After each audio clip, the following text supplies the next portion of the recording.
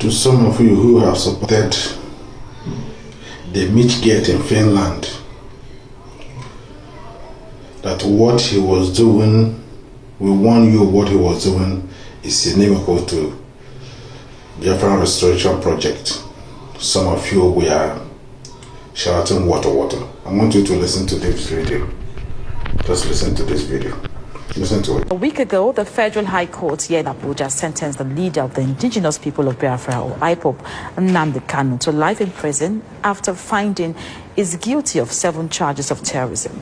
And less than 24 hours after the verdict, prison authorities transferred Kanu from the custody of the Department of State Services in Abuja to Sokoto Correctional Facility, a move that his legal team warns could severely hamper his access to lawyers, family, and support network. The Right Reverend Dr.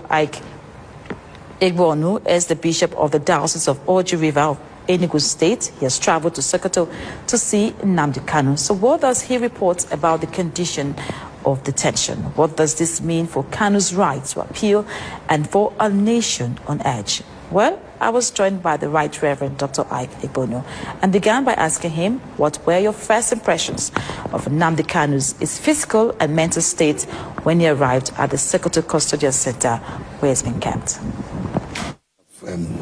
Personality is type, I can say that is rare, because in the midst of that, he's living like a man who is only living above the situation he's into.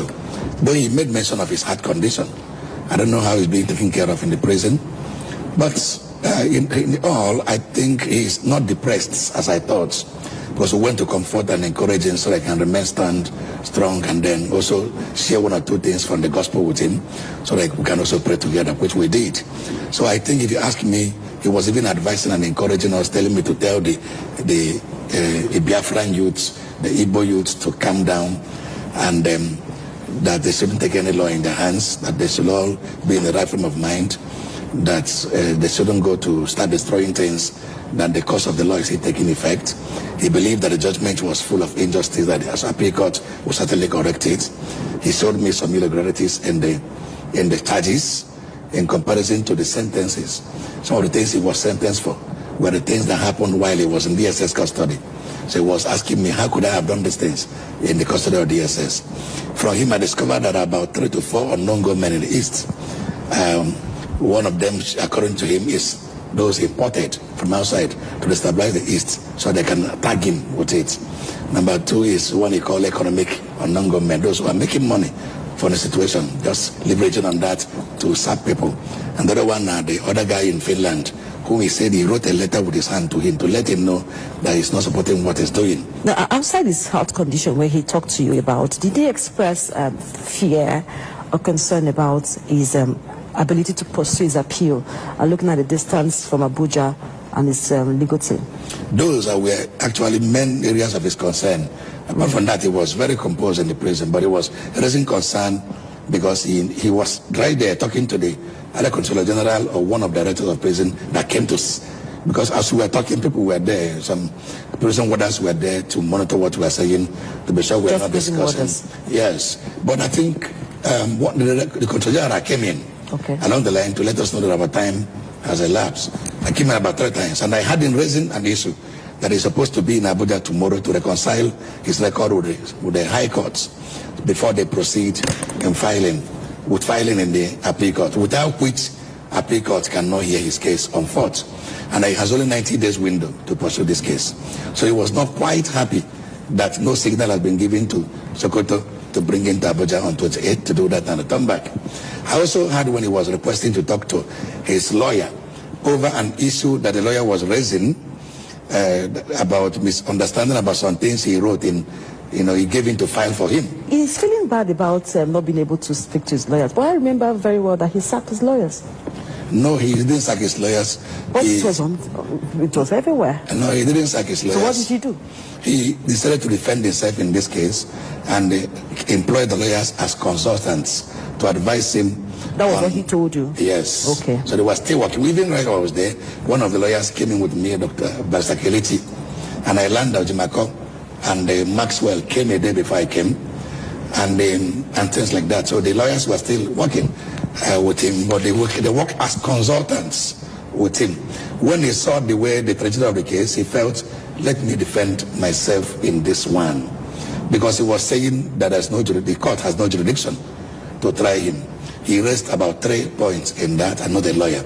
He said that there was a rendition from Kenya that is abridging already an existing international law, that there will have been a formal process of bringing him down from Kenya. That was not done. He was kidnapped. By that kidnap alone, that the case had been messed up. He also said that the law upon which he was tried in terrorism was a repealed law. In 2013 or so, it was repealed. That the law is no more in existence. So that alone has spoiled the case. And then he also mentioned that the crimes he committed, according to them, he committed them in London. And that case should be tried in London, not in Nigeria. And again, that nobody would have been a terrorist talking. Like something that's like churches who pray, die. If they say die, and people die, would they say that they are those who kill them? If you don't catch anybody in the act with a gun shooting, you also raise an alarm that are people who carry gun around that have not been arrested. I don't want to go into those ones now. If you say he was supposed to be tried in London, he was brought back to Nigeria and he was tried in the competent court. That's the point. It was that the court, being competent, has no jurisdiction over the matter because of this point he raised. That's why he challenged the jurisdiction. He put a motion for challenging the jurisdiction of the court. And according to him, the court did not pay attention to that motion at all. That according to the court someone who is on trial, do you think it's right for that person to exhibit some certain behaviors while in court? That is also an issue. From another lawyer who was there, he behaved rudely. But the lawyer said that he understands why he was behaving rudely. There was not given room to tender his final written address, which is a right of every defendant, that the court refused him tendering that. And that is a kind of incriminating him. But that's the only way he can put a defense to every allegation that was levied against him in that place. By telling the judge, God punish you? Because when he said that was when the judge denied him that final written address. He now knew that this is an injustice. It is not normal with the law court. Are you in support of Kanu? I know in support of what he did in the courts, but I also know he's a human being who can overreact. Even Jesus one day became angry and pulled the cane. Are you supporting him for everything from the beginning to where he is right now? I did not support some of his actions, but I support his agitation. Because Nigeria is collapsing. You and I know that. And not only Kanu, from Sokoto Street, I discovered that even Hausas in the street of Sokoto, Fulanese, some of them, good ones among them, who are rational enough, are in support of But do you realize that he actually called for people to be killed? I don't follow his broadcasts. I am so busy to know whether he said that or not. But I'm telling you, people's feeling. That day he was condemned, or rather sentenced, in the whole of Biafran land, in the whole of Igbo land. I am a bishop, I'm around. It looks like people, somebody, like it's like a dead, somebody died. But people were jubilating. We saw all the videos and pictures not on social media. Igbo land. It's like the day. In the southeast. No, if I see anybody jubilation, it's political jubilation. I am telling you as a bishop, we are close to the people. It's like somebody died in Igbo land. It's like the hope of the Igbos buried. That is how average young man in Igbo land felt that day.